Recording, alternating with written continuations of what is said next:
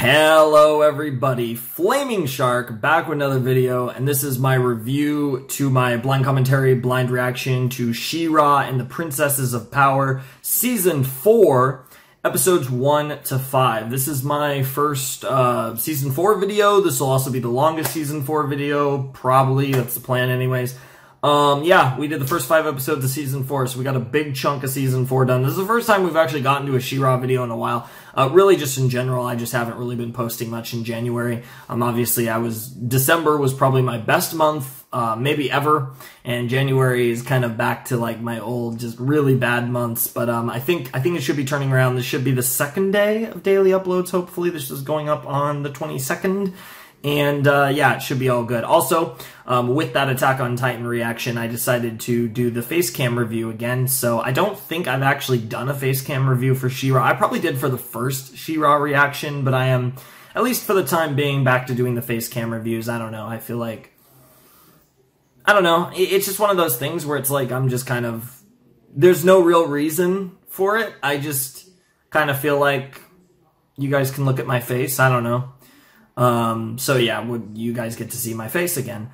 You would think this is actually less work for me, but it's actually in a lot of ways more work to do the face cam ones, for various reasons, but I don't know, I just am feeling it. So with the last, review, I did a face cam review, and I'm gonna keep doing them until unless I feel like changing back to the, just the screenshot from one of the episodes with me talking over it, which is what I've been doing lately anyways. But yeah, this is my review for Season 4, Episodes 1 to 5 of She-Ra. Obviously, links down below in the description. They'll be on Mega and Breach. You guys know the deal with all of that. Should be spicy. These episodes were really good. You know, it's been a while since I watched the Season 3 finale, and the Season 3 finale was insane. Obviously, we lost Angela, which was crazy.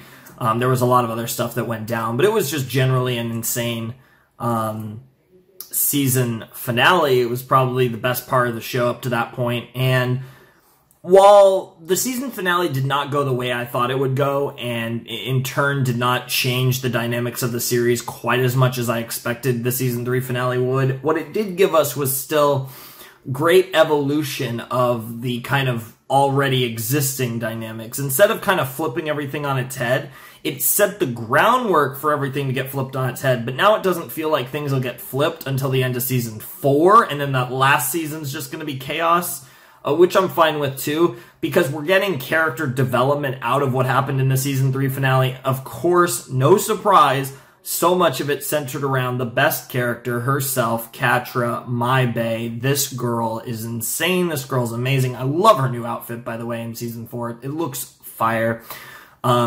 And a lot of these episodes focused on kind of her evolution, her further descent into the darkness, and it's starting to look like there is no coming back from this, despite the fact that deep down she still does not feel like a bad person. It really does kind of feel like this is just where this is going, and it definitely, I mean, it's possible that at this point, I can't see her turning face at the end of Season 4, even. At this point, I think there's 2 possibilities, which is she turns face at the end of the series, the end of Season 5, or she never does. And I think, and of course, her dying near the end of Season 5 is certainly on the table as well, given, again, it will be the end of the series. So, I don't know what they're doing with Catra, but I love it. More and more, I feel like they're not going to save her, but I always have to remember that this show is just so centered around friendship, to the point to where they make parody of themselves in the show. I mean, especially, you know, Double Trouble, which I'll get to in a second, does that a lot. But it's just one of those things where that's always in the back of my mind, but at the same time, the way they keep writing her, it just seems like they could have written things slightly differently and kind of built to that, but it really just doesn't feel like they're building to that, and they still might be. But I definitely think at the very least that the 2 outcomes I think are remaining is face turn at the end of the series, or she just goes down a heel, whether in death or defeat or whatever. But I mean, probably death. I mean, those are probably the 2 most likely things they do with Catra, is either kill her near the end, probably in the series finale. It would have to be really close to the series finale. but honestly, probably the series finale itself, or they save her. And I do still, like, I think logically the most likely finish with Catra and Adora is Adora saving Catra and them possibly getting together. Probably not, just in the context of, like, I thought that ship might have happened if Catra turned face in, like, the middle of the series, or even a little after, like, say, like, right about now. But I don't think they're just gonna, like, just flip it that hard, that fast. So I don't think they're actually gonna be together by the end of the series, even if Catra turns face. But, especially with everything they've gone through. But it's definitely interesting to think about what they're gonna do with her at the end, with the direction of her character. I mean, she continues to define this show for me. I mean, Catra drives this show so hard, it's actually amazing. I mean, and not only that, but the people around her tend to be a lot of my favorite characters. Entrapta, my second favorite character. Scorpia was for a time my third favorite character. I think she probably still is, but Glimmer has gotten very close, who's obviously my favorite, is probably surpassed Bo as my favorite hero character.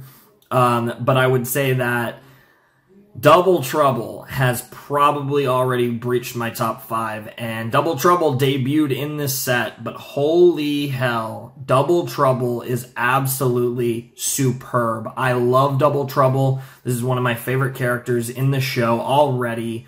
I love the chameleon gimmick. I talk about this in the reaction. I have no idea, because I'm recording this. I actually recorded the ReZero video that you guys will get hopefully on Sunday, unless I have issues with the blocks.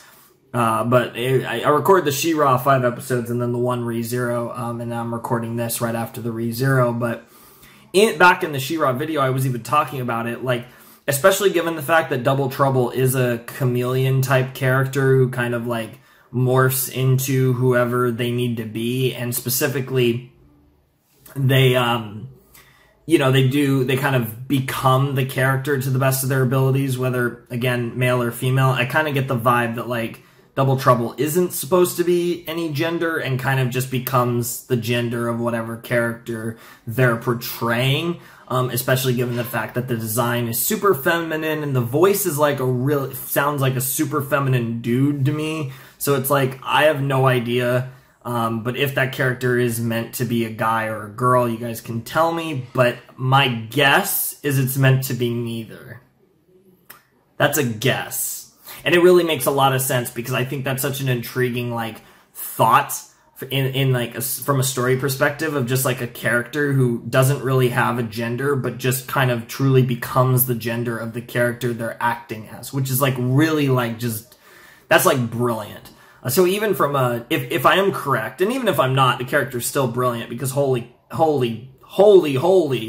is, Double Trouble just phenomenal. Like, I love the voice and the character and the way the character acts and how they're able to make Catra smile, and everything about Double Trouble is just fantastic. So regardless, it's pretty cool. There's a lot of really fun stuff there, and I really am excited for where that relationship goes, because Double Trouble seems to be the only one that's getting through to Catra at this point, but obviously Double Trouble is still in it for the money, and that kind of took grounded Catra back into reality, which was kind of sad, but also very intriguing, because in the end, I do kind of want to see this descent continue. As much as I like her and want to see her happy, it's also just such interesting TV to watch Catra go down this path. And like I said, she is the driving force of this series, and I think they made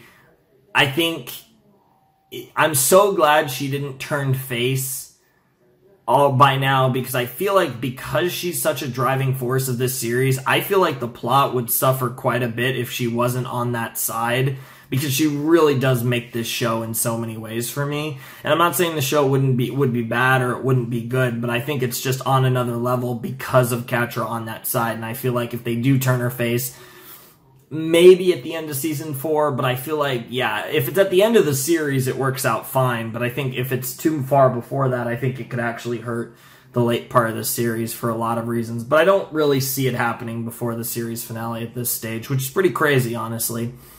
But, yeah, she's kind of almost on, like, even terms with Hordak. She's almost acting as his boss now. She's just so cool and just taking advantage of everything, and it's just so great. And there were so many great moments. There was stuff with Light, Hope, and Dora that was cool.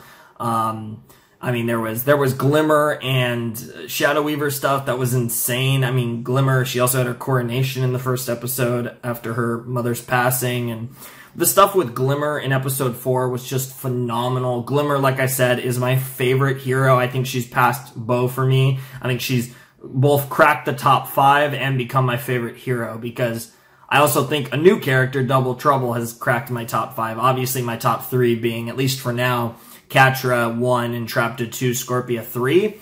And then I'll probably say Glimmer 4, Double Trouble 5, but I think Double Trouble's going to possibly move up a couple spots. I could see Double Trouble easily making it to 3rd, potentially, but we'll see as we get more of that character, as well as Glimmer, as well as Scorpia, as well as Catra, and of course Entrapta, who currently is out of the story.